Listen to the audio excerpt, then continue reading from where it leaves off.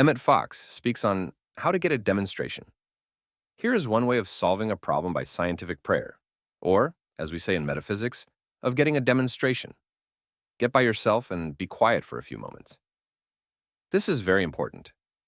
Do not strain to think rightly or to find the right thought, but just be quiet.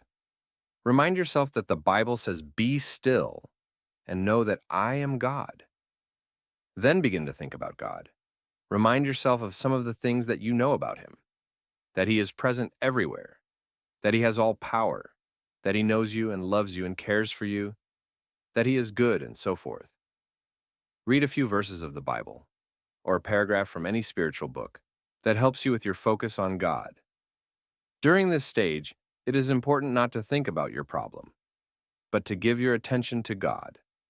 In other words, do not try to solve your problem directly, which would be using willpower, but rather become interested in thinking of the nature of God, which is real power. Then claim the thing that you need, a healing or some particular good which you lack. Claim it quietly and confidently, as you would ask for something to which you are entitled. I am, or I have, or I went statements can be used with surety. God knows only completion. Then, give thanks for the accomplished fact, as you would if somebody handed you a gift. Jesus said when you pray, believe that you receive and you shall receive.